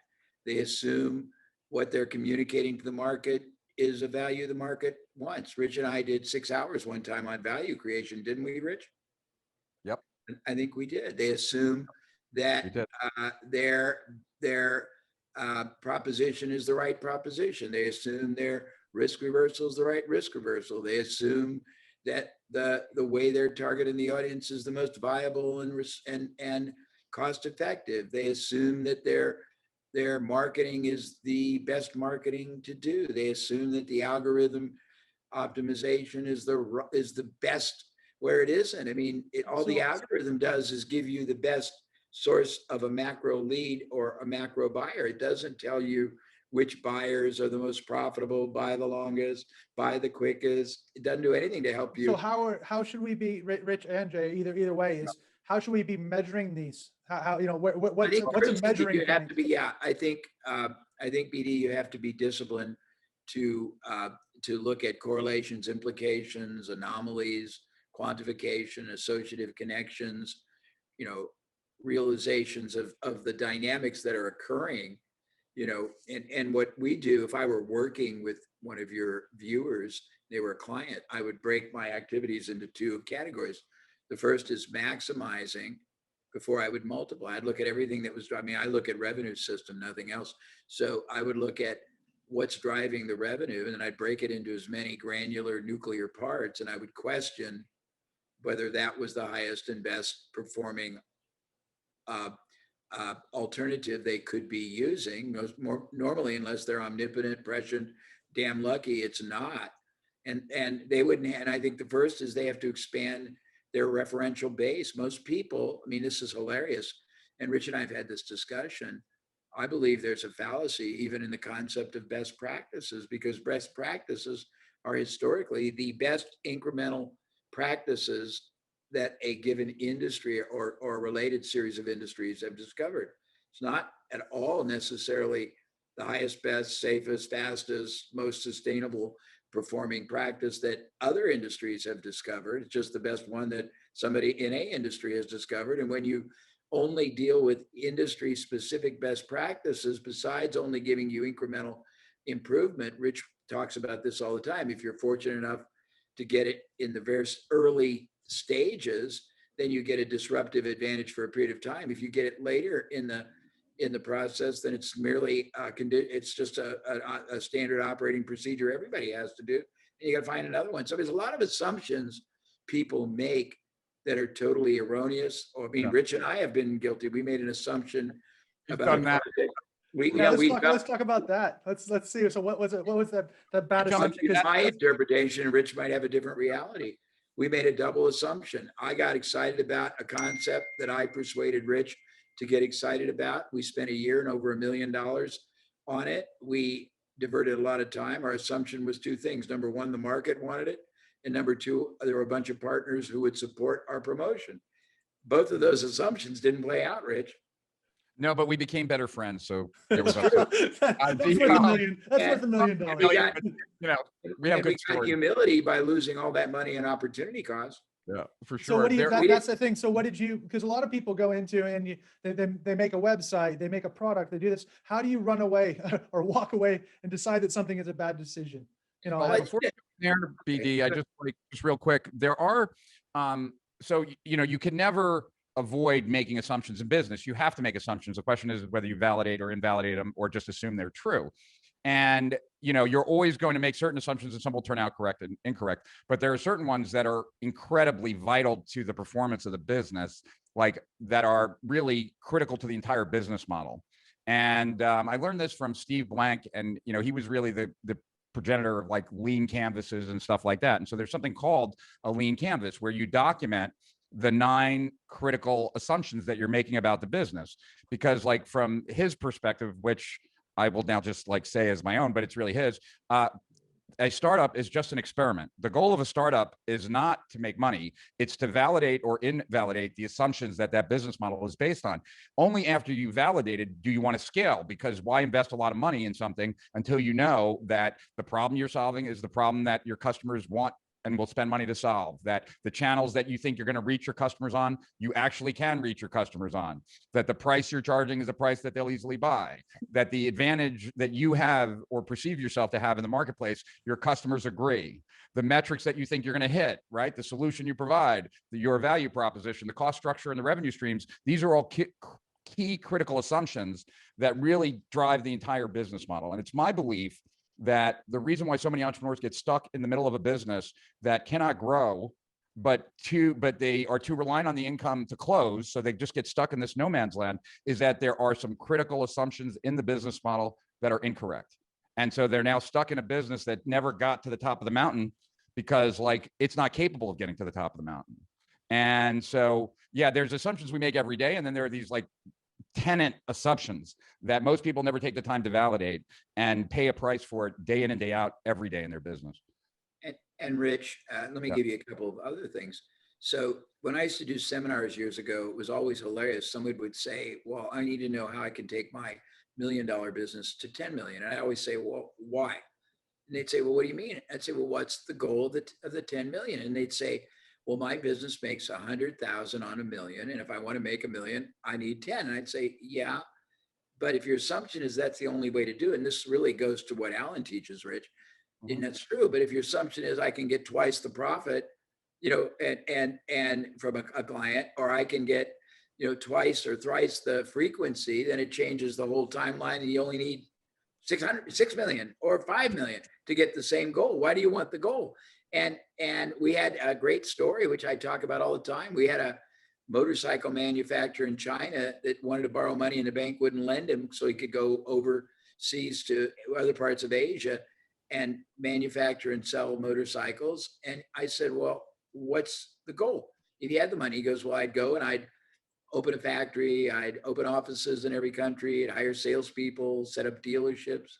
And I said, well, you don't need the money. All you need is a partner that's already got that, who you can put your product through. And we did that. And he made $10 million the first year with no investment by finding a lawnmower manufacturer that was the biggest in all of Asia and partnering with them. They had offices, salespeople, but a lot of people also, I think that as a ADD moment, that there are ways to or quickly validate or invalidate a lot of assumptions. I would probably call it a variance of due diligence. And I don't think most people do that. They go verily along. And the worst thing, because we have a lot of different methodologies. One of the things we came up with years ago was the sticking points, but a company or an entrepreneur, lifestyle influencer, you can be successfully stuck earning a lot of money and even growing at above market levels and not know that it's a fraction of what the opportunity, the effort, the capital, the market access, the intellectual capital could produce. So, I mean, I'm very fixated on challenging assumptions as quickly as you can, because I've been a hypocrite, you know, I mean, and Rich may or may not. I would not allow a client to go continuously without validating, questioning, examining the viability and the truth of their assumption.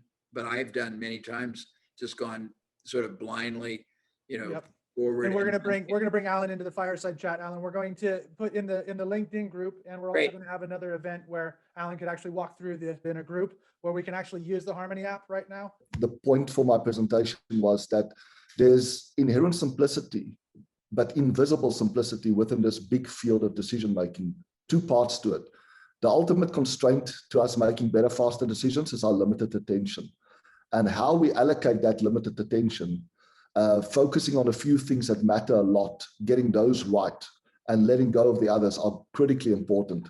But the second part is there's a simple way of discovering what these good reasons are we give ourselves and others give them to constantly make bad decisions, right?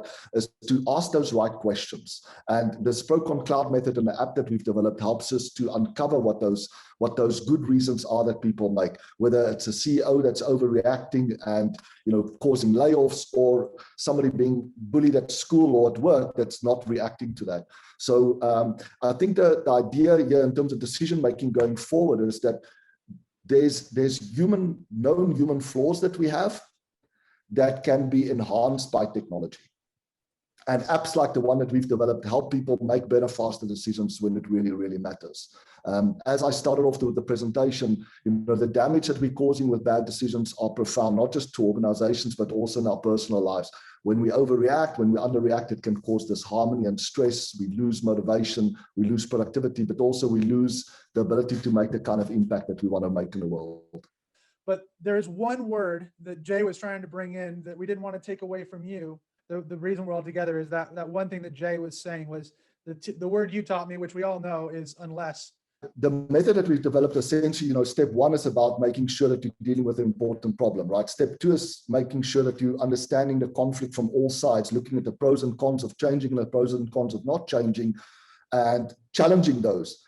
But the third step is to say it's impossible to resolve this conflict with a better win-win, with more pros and less cons, unless, well, what is that unless? Unless I can find a way of making the change a viable option by adding something that will allow me to keep the mermaid and not live with the crutches. Or it's impossible unless I can find a way of making my status quo better, right?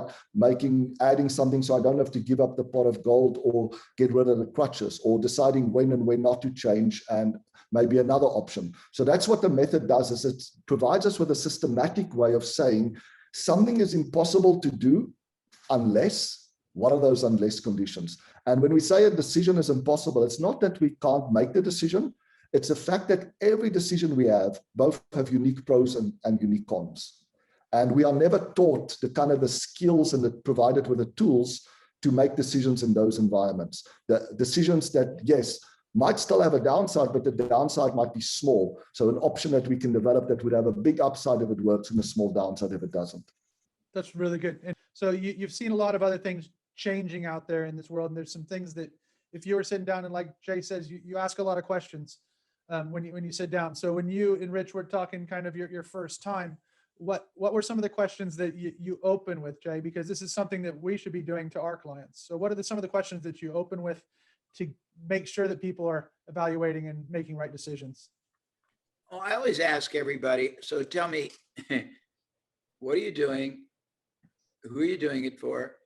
What is it designed to do? What's it designed to do for them? I didn't do anything different. I don't know why I got echo. No, you're fine. It was somebody else. And then I want to understand why. What are you doing? Why? How are you doing it? Why? You know, what are you trying to accomplish? Why? what's your revenue model? Why? I want to start by understanding what they think they're doing and why they think they're doing it. And then I want to know, how is it doing? I just go through a sequence. I mean, I want to understand what's the game you think you're playing, and what's the basis or the rules you think you're playing by, and what's win mean? And do you think you're winning, or do you, and if so, why, and at what level? And then I want to question all those assumptions. And Rich, so you're bringing you back into it is when you're talking to clients, because now we're going online, we're doing some other things, and people are making assumptions again. You work a lot with Jay, so are you using the same methodology? And should we be doing this to our clients, especially if we're selling B2B? It just really depends. I would say yes, but it really depends on where the business is and where the entrepreneur is. I work with a lot of different companies, and I'd say that, like, while Jay and I overlap, I also spend more time with smaller entrepreneurs, and I still enjoy that. And for them, they make a lot of assumptions, right? Because, like, what your assumptions are based on your best guesses, your best knowledge, based on your experience. And, if you don't have the same level of experience, then obviously their assumptions are not going to be as accurate. And that's, kind of what they pay us for, right? Like, we know which assumptions to challenge, right? Like, that I'm looking at that number, and there's no way that your cart value is going to be worth that much, or that you're going to be able to acquire customers at that cheap of a price, or that percentage of people are going to take the upsell. Like, just based on our experience, we can rattle off like what our expected averages of all these things. And so, with experience comes the ability to notice what is actually true and what's not true, and which assumptions are most critical. And then, while Alan didn't get a chance probably to talk about this, like, in a constraint can just be an assumption. Like, it doesn't have to be physical. It could just be a thought that has bought into, like, that people have bought into, that now acts as a total, like, depressing the profits of the entire business because an idea was believed, right? And so, there's tons of those types of assumptions, like, don't email people too frequently, or, I need to give my buyers a rest. Like, what is that? People like buying, right? Like, so assumptions like that can, they're paradigm constraints for the most part. So those paradigms, Alan, so some of the paradigms, and you do lots of studies. What are some of the most frequently asked questions when people start doing those things that you guys haven't given them, but they ask themselves when they go through the app? Yeah, I think wow, I'm getting a horrible echo here. Mute myself if it's. I'll mute myself. I'll do it too. Is that better? No. No, having audio challenges. Wow. It is not Alan's day. It's not Alan's day. It's okay. We'll get there. We'll have some fun. So, and all this came about for that. So Jay, let's go with the kind of that same thing. I'm not trying to take away from you, Alan. We'll get things sorted out. But the frequently asked questions, the things these assumptions that people are coming in with that they don't ask themselves. You keep asking them why. What are some things that these people are just going, okay, and how are you helping them overcome it? Well, I mean, I can't remember. I don't know if I said this to you or not, because I always talk about this and my brain doesn't recall. I try to get people immediately, we talked about correlations and implications, to move from a 2-dimensional to a 3-dimensional thinker. I try to get them right away to stop looking at revenue less expense, static is profit, and look at the 3rd dimension, which is the residual yield they get out of it. Because if they don't look at what they're getting out of something, I mean, their whole model could be in error. They may and Jay, just to put it in plain English, because some people are just salespeople. Residual revenue, or residual. How do you measure that, or what does that look like? Well, I mean, you start and saying, okay, you telling me that your assumption is that you can't run ads unless they make you double its cost. Let's take that as a hypothesis. And I say, why? And your answer might be, well, because I got to pay my overhead.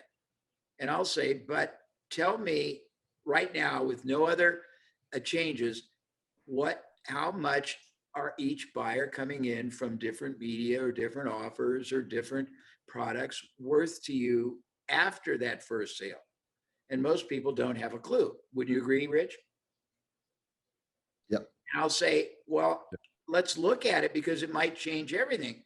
So we might find that a certain category or a certain type of product buyer or a certain media or a certain ad doesn't make a lot coming in, but that buyer buys 10 times and is worth, $5,000 more than the person that came in and they doubled their money on. And then they'll say, well, but I can't afford to do it. And I'll say, well, if you can't, you can go to any investor and show them that every time you spend $1, you accrue, $100. And that if they fund it, you'll give them double or triple market interest, and they would fund that as long as you prove it. But things like that, BD. Those are amazing. So Alan, coming back to you, and I left it with you, and I wasn't trying to cut you off, obviously, but Sure. I think we've solved it. So you had double login. So I think we're good. So the frequently asked questions that are coming through the app or to you guys in your team. Yeah, I think that, because I'm a expert in theory of constraints, I often get this question about where's our constraint, right? And I think that it's important to remove some of the confusion. You create an organization, that organization has a goal to achieve, whether it's to make money or to process as many people through the school system, there's a goal. That goal determines not just what resources are needed, but the load on those individual resources. A constraint is a resource that doesn't have enough capacity to meet the demand that's placed on it. That's kind of the definition I personally used and that Ellie Goldratt used, is that a constraint is anything that doesn't have enough capacity to meet the demand that's placed on it. So you could have one constraint, but you could also have multiple constraints. The way to say is, first of all, before you go and add capacity, right, exploit better what you've got. I think that's one thing that all three of us have in common, is this absolute passion to say you are completely neglecting using what you have much better. You're immediately jumping to elevate the constraint. If it's in the market, you're thinking about adding more products or going into new markets. And you ask the person, well, how much market share do you have? Like 3%. So why on earth would you want to go into another market? There's 97% of the people are not buying from you. What the hell gives you the confidence that somehow you can convince other people in a new market that you don't understand to buy from you? So I think that's one of the first assumptions that we want to challenge, is that if we are not meeting our goal, it's because we don't have enough resources. Tony Robbins talks about that all the time. It's not about the lack of resources. It's about the lack of resourcefulness. And resourcefulness is to think about how I can get more out of what I've already got. Now, all the other things. So when we're looking at this, one of these things came in, and it'll kind of go along that same line. And I'm going to dumb it down because I'm a slow reader. It's how in that process then does the emotion come into it? So people make poor decisions, because you said good people make bad decisions because they're driven or right. Like we talked about here, assumptions. How do we take emotion out of that? Right. So one of the first lessons I've learned, and this is a simple story that you had asked us to think about, one of the biggest decision mistakes I had made personally, right? We had this perfect setup with one of in fact, they were the most valuable company on the planet at that point in time. It was the early 2000s. So people that know the market will know which high-tech company I'm talking about. We had a perfect setup. I'd spent 2 years getting everything in place. We were going to sign a contract with them that had a $5 million retainer and an upside of 10x that. It's a type of thing that you retire and you leave a legacy behind, right? We had a perfect setup all the way to the end meeting, where finally we had everybody in the room together and they would have to decide whether to go forward or not.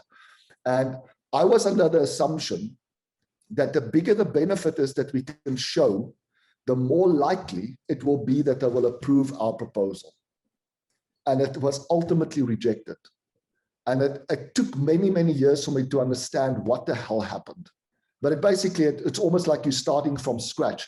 And I remember speaking to my mentor about it. And he gave me a hint about the direction to think. He said, when you are making a decision, logic doesn't trump emotions, right? We always use our emotions to decide. And we use the emotions to predict how we will feel after we have decided, right? Yes. And it's very interesting. He said to me that there's only one thing that trumps strong emotion. So if you have an exaggerated fear of loss, of losing that mermaid, the thing that's uniquely positive with your status quo, or you have an exaggerated fear of the crutches, all the effort or risk of climbing, right? That's a really strong emotion. What is an even stronger emotion is the only thing that can trump a strong emotion is an even stronger emotion. And there's two types. The one is you are scared of this happening. Let me give you something to be even more scared of, right? That we use with our kids all the time, right? You're scared of jumping off the little high, plank, or you're scared of swimming. Let me tell you what's going to happen if you don't, right? We do that all the time with ourselves, with our employees. We come up with some massive penalty if we don't have the courage to act. That's one strong emotion. But there's a very interesting other strong emotion, which is the emotion that we feel when we're part of a team that have set an incredibly ambitious goal and have created a plan and have listened to all the yes buts, but have used those to create a yes and plan. One of the steps in my method, right, is to take the yes buts and convert it into yes ands, and actually succeeding in that.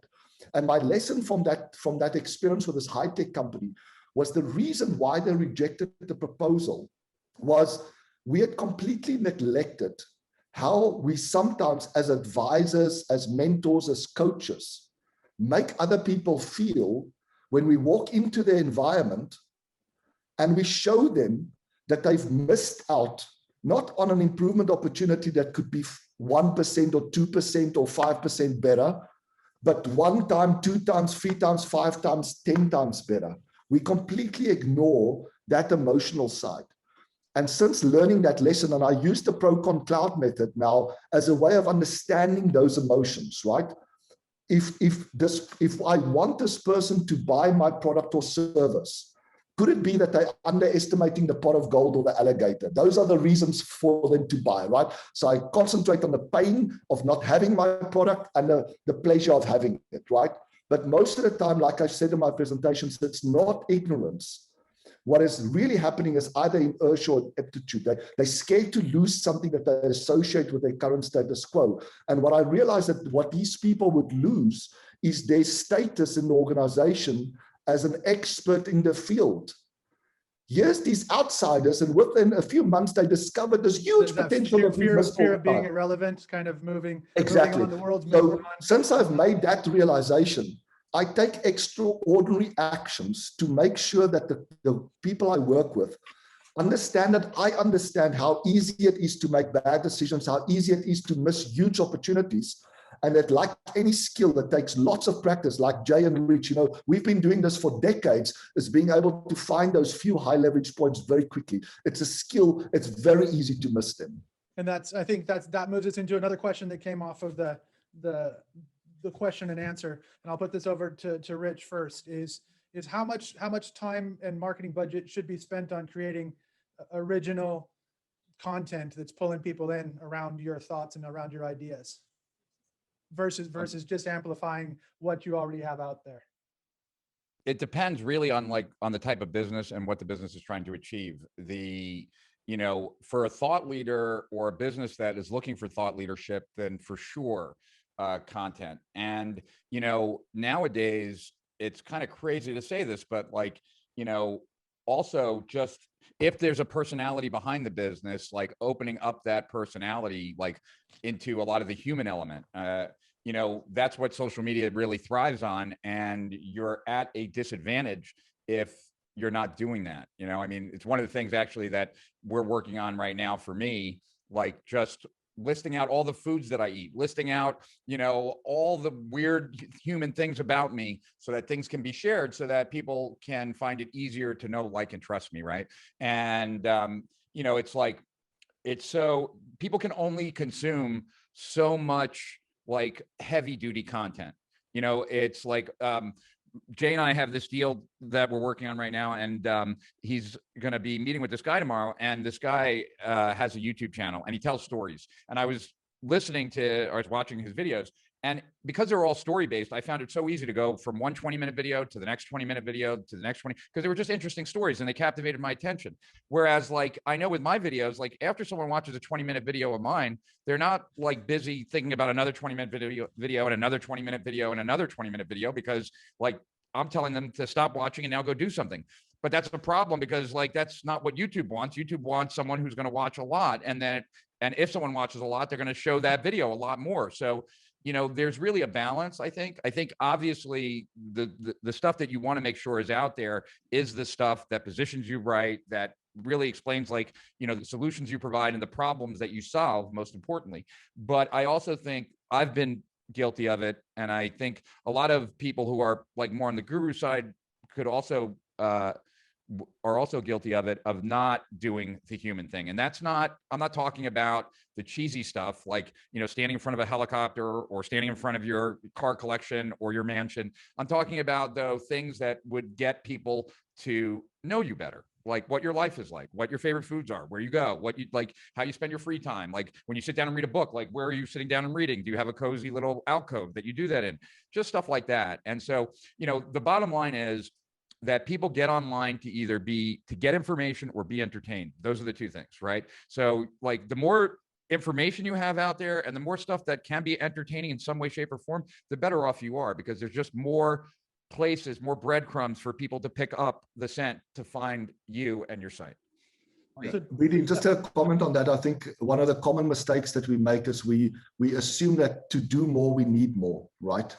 To increase our sales, we need more content, we need new products, rather than thinking about what do we have, how can we better use that. Myself and Rich sort of reached the same conclusion from the very different ways. Said, what do we think is the number one cause of distress for an entrepreneur, right? Is to say it's one way of thinking about it is to say, I set a target for 100 for this year and I only got to 90, right? And now that 10 is really hanging over me like a dark cloud. That's one way. But a very different way of thinking about it is to think about, even if I had just one product or service, how many people in the world could benefit from that one product or service? Just one. And what you'll find out is that the gap now between how many people are actually buying your product and how many people could really benefit from your product is huge. And that's the gap that keeps us awake at night. And yet what we do... That gap actually takes me over to Jay.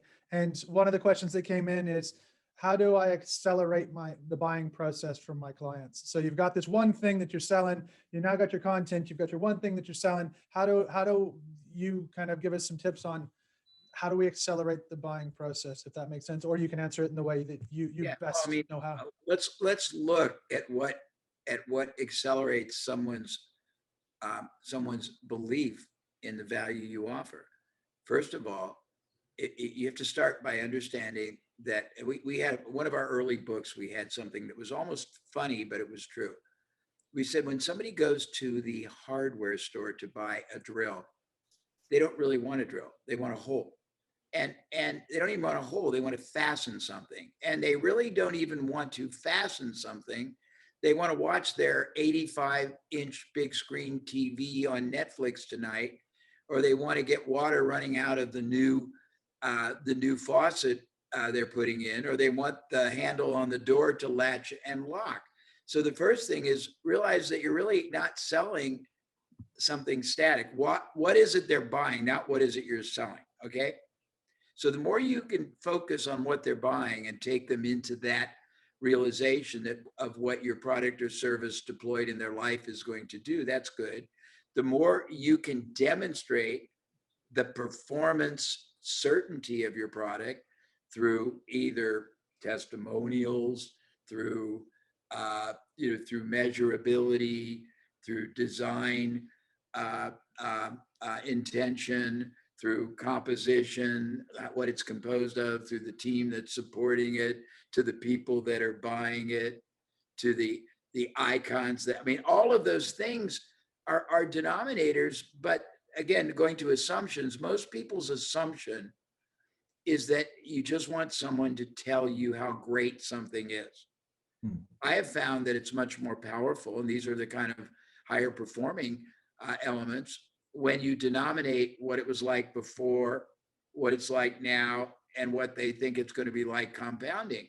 And most people just go, oh, I made $100,000 off of Rich's advice, instead of saying, I was lucky to break even on Facebook. In fact, I used to go negative and hope and pray they bought a second time. Now it is unbelievable.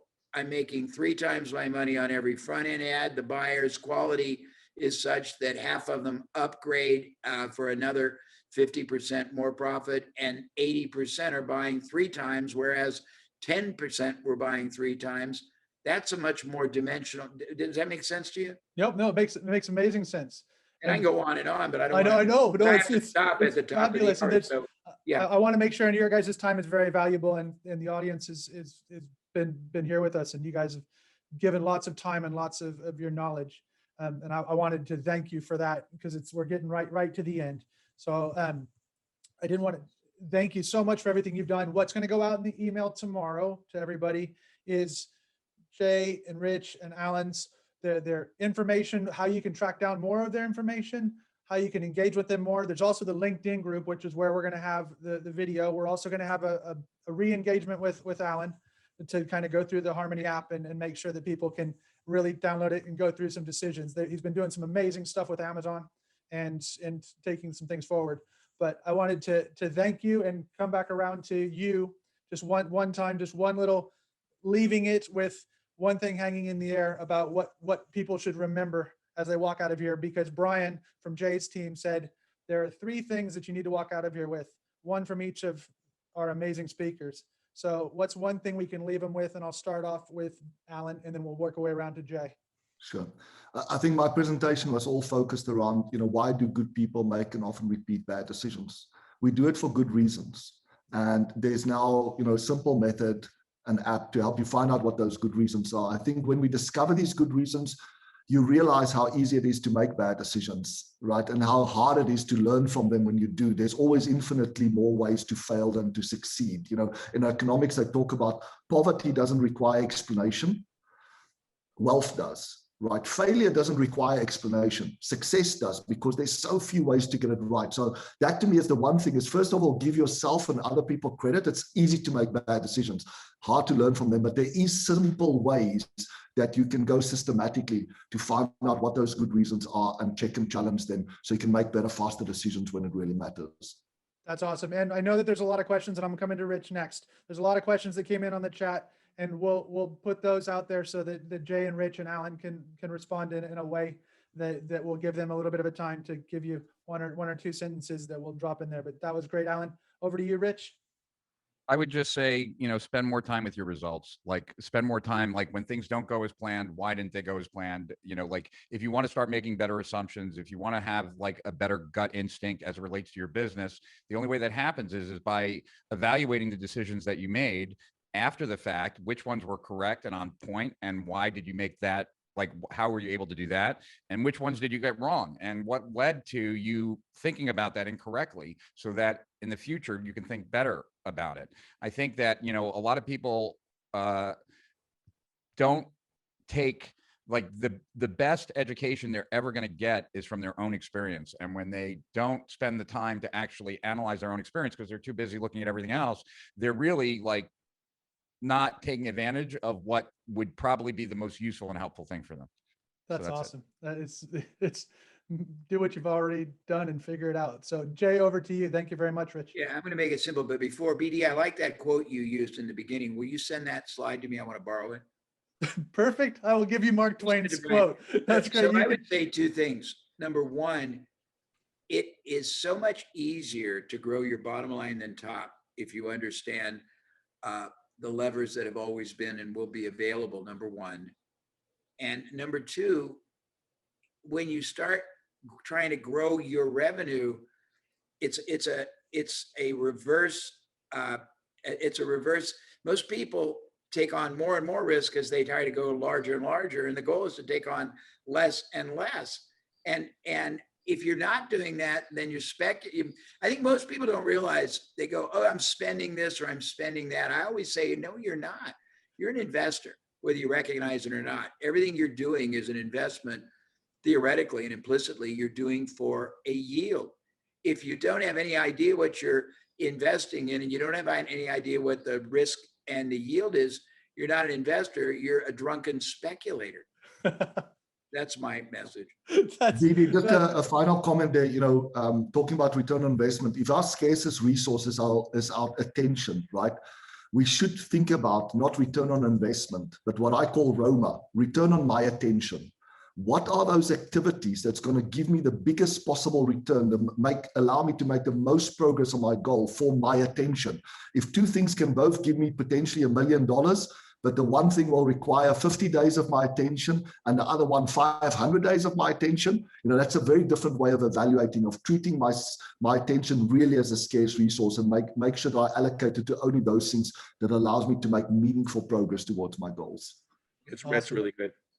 Jay Abram, Rich Schefren, and Dr. Alan Barnard, thank you so much for coming on Better Business, Faster Decisions. It's been a whirlwind, and it's been international. And thank you so much for coming on and sharing all this stuff. I appreciate being around, everybody. Bye. Thank you. Cool.